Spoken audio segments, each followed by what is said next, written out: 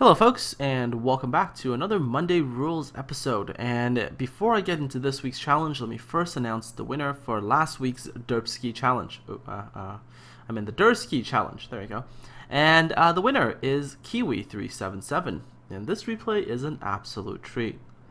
So first things first, Kiwi has to deal with this Iziaslav over there, which is another Russian destroyer, and Kiwi uses this island to great effect. Islands are the Derzki's friend. Allows you to have cover, allows you to sneak up really close to an enemy vessel before using your torpedoes. There are a few hiccups here and there in this replay. This is the first one. The destroyer had popped smoke, so apparently it fell off the render or something. But nevertheless, kill number 1 for Kiwi. Now let's talk about the Derzki a little bit. The Derzki is a very interesting destroyer. Its guns are not particularly great. Its torpedoes are not great, 3-kilometer range, but it has a lot of them, and it reloads extremely fast. So that is an advantage, but you've got to get into situations where that is really usable. And the Derzki's one final problem is that it's not a particularly fast destroyer, which means that compared to some of the other destroyers, it's not really that zippy. So, well, you got to really get into the correct spaces and really play that ambush destroyer to perfection. On the big race map, that area is generally the southern area here with lots of little islands, lots of cover, lots of narrow straits. And I think that the Derzki in this particular area will shine a lot because it allows you to use your torpedoes, the masses of torpedoes, to great effect, while also minimizing the problems that the destroyer has, which is not very fast and the torpedo range kind of sucks. So there's an enemy Derzki over there, and Kiwi has to deal with that Derzki. That Derzki does look like it's actually stuck on the island, I think. It looks like it's not really moving.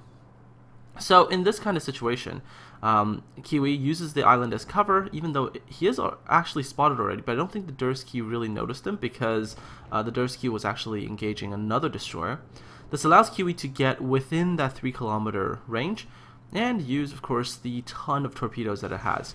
And what Kiwi does here I really like, because Kiwi actually leads the torpedo lead indicator. And the reason I like that is because Kiwi accounted for the fact that the enemy Derzki had turned, which means during the turn had slowed down, and then after the turn it would speed up again. So by leading it, Kiwi was accounting for the fact that the destroyer would speed up.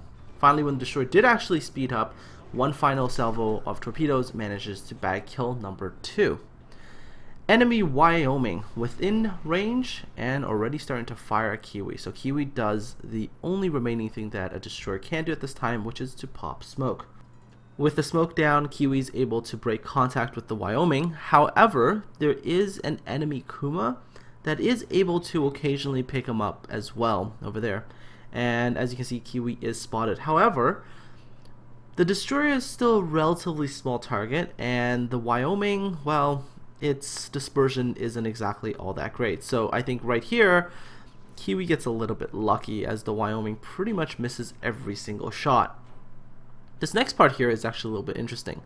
The enemy Kuma is coming south to engage Kiwi. The right thing for a cruiser to do, mind you.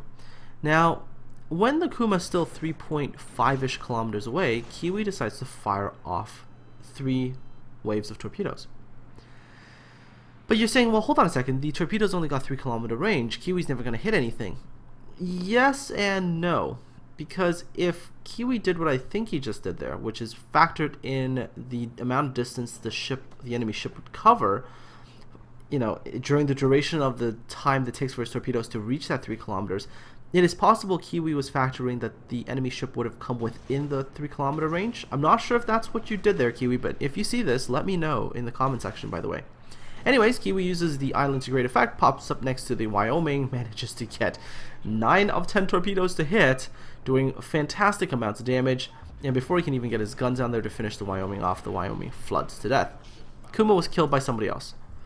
So by this point in time, Kiwi's managed 13 torpedo hits, has already done quite a substantial amount of damage, but of course, it's not over yet, because if you can look at the map right now, the enemy team no longer have any ships south, which means Kiwi right now has a free line to start chasing after the most vulnerable targets on the enemy team. That's right, the carriers. And all during this time, by the way, during this previous engagement, you saw Kiwi use the islands to great effect. The islands are your friend when you're playing a Derzki. They will offer you protection and cover and the ability to just jump out and scare people. And speaking of scaring people, there is nothing more terrifying than a Derzki coming in within 3 kilometers and you just seeing like 10 torpedoes come flying out towards you. There is absolutely nothing more terrifying than that. Heck, even when I was playing a Salem Witch, I have a special amount of respect for Derzkis, and for those of you who've ever watched me on stream playing a witch, you know what I'm talking about, because I prioritize killing those bastards ahead of time, because I know what happens if they get close. They will absolutely murder you with their torpedoes.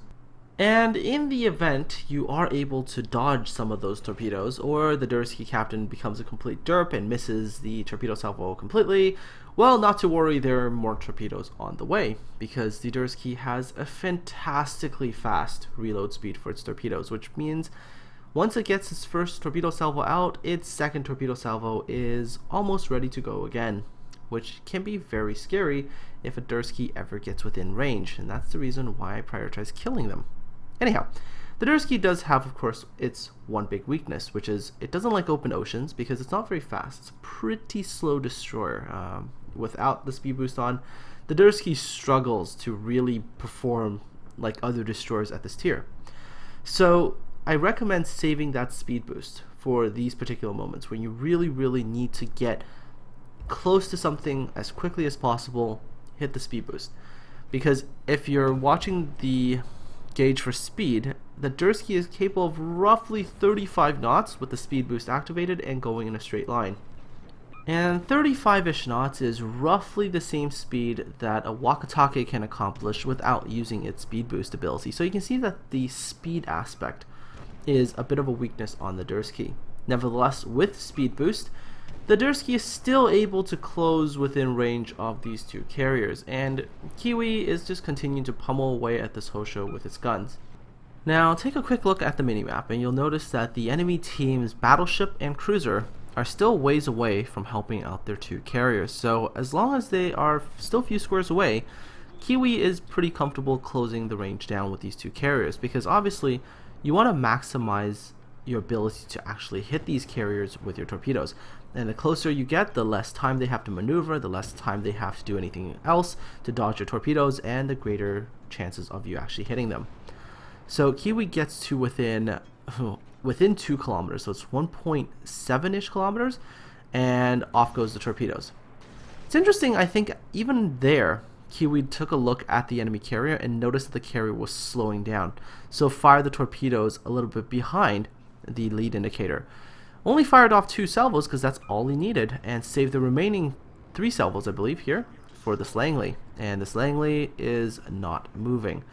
So here's the cool part. Remember the earlier torpedoes that Kiwi fired at the Hosho? They've reloaded already. So Kiwi's got torpedoes ready for the St. Louis and the South Carolina, who have both decided to come within 3 kilometers. Why you would do that is beyond me, because a destroyer like the Derzki is something you never want to get within 3 kilometers of. Never mind in a South Carolina or a St. Louis. I don't even want to get within 3 kilometers when I'm in a witch, for all things.